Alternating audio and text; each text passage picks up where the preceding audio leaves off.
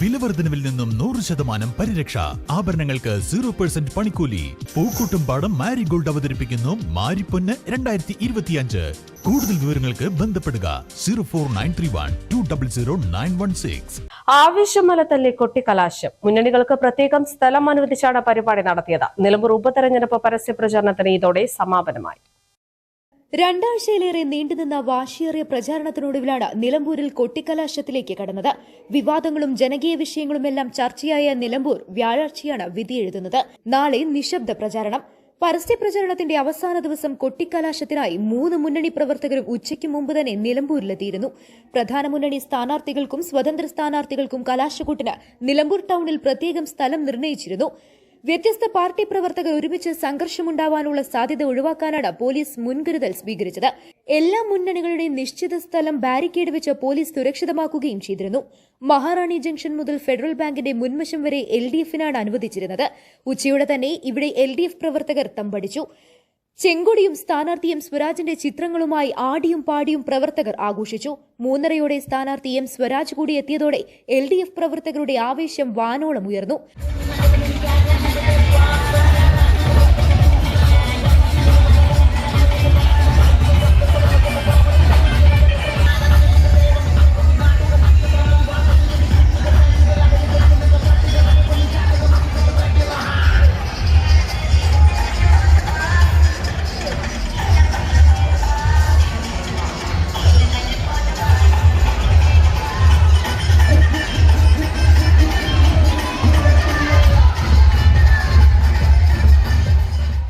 ഡിജെയും ചെണ്ടമേളവും അരങ്ങ് തകർത്തു.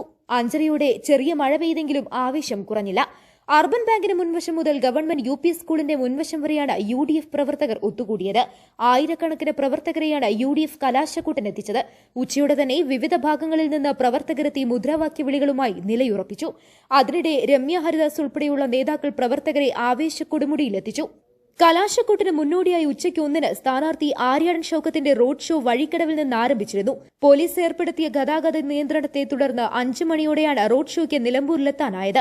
നിലമ്പൂർ പുതിയ bus stand, mini bypass, link road വഴി സ്ഥാനാർത്ഥിയും പ്രവർത്തകരും വാഹനങ്ങളും എത്തിയതോടെ നിർദ്ദിഷ്ട സ്ഥലം പ്രവർത്തകരെ കൊണ്ട് നിറഞ്ഞു കവിഞ്ഞു. ആര്യാടൻ ഷൌക്കത്തും നേതാക്കളും എത്തിയതോടെ UDF പ്രവർത്തകർ ആർത്തിരമ്പി.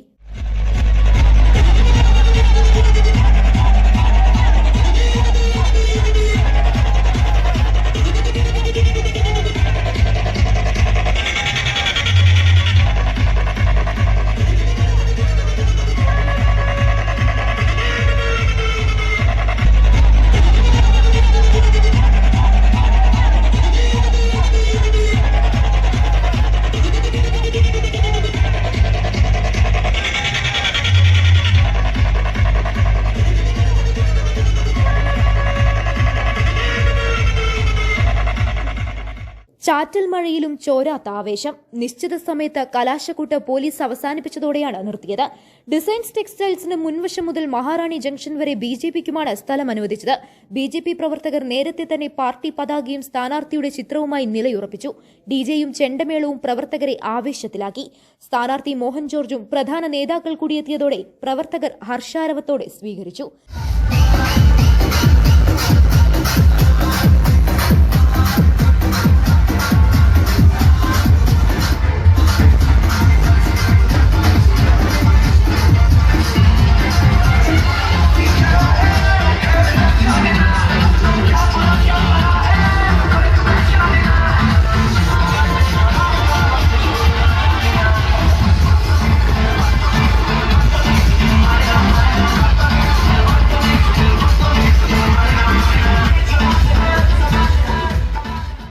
കലാശക്കൂട്ടിന് വലിയ ആൾക്കൂട്ടത്തെ ആകർഷിക്കാനായതിന്റെ സന്തോഷത്തിലാണ് BJPയും.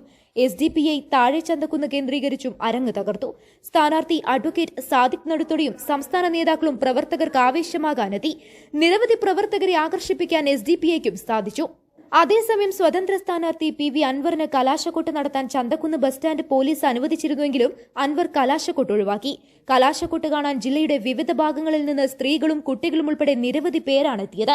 റോഡിന്റെ ഇരുവശങ്ങളിലും കടകൾക്ക് മുൻപിലും കാഴ്ചക്കാർ നിരന്നു. മിൽമ ബൂത്ത് ജംഗ്ഷൻ മുതൽ പോലീസ് സ്റ്റേഷൻ വരെയുള്ള എല്ലാ കെട്ടിടങ്ങൾക്ക് മുകളിലും കലാശക്കൊട്ട് കാണാൻ ജനങ്ങൾ തമ്പടിച്ചു. മലപ്പുറം SP യുടെ നേതൃത്വത്തിൽ വലിയ സുരക്ഷാ ക്രമീകരണമാണ് പോലീസ് ഒരുക്കിയത്. ഓരോ വിഭാഗങ്ങൾക്കും അനുവദിച്ച സ്ഥലം ബാരിക്കേഡ് വെച്ച് പോലീസ് വേർതിരിച്ചു. ടൗണിൽ ഹോസ്പിറ്റൽ റോഡ് ജംഗ്ഷൻ ഡിസൈൻസിന്റെ മുൻവശം വരെ ഒരു പാർട്ടികൾക്കും പ്രവേശനാനുമതി നൽകിയതുമില്ല. News bureau, Nilambur. സ്വന്തം ഹൈസ്പീഡ് ഇന്റർനെറ്റ്, നമ്മുടെ സ്വന്തം ഇന്റർനെറ്റ്.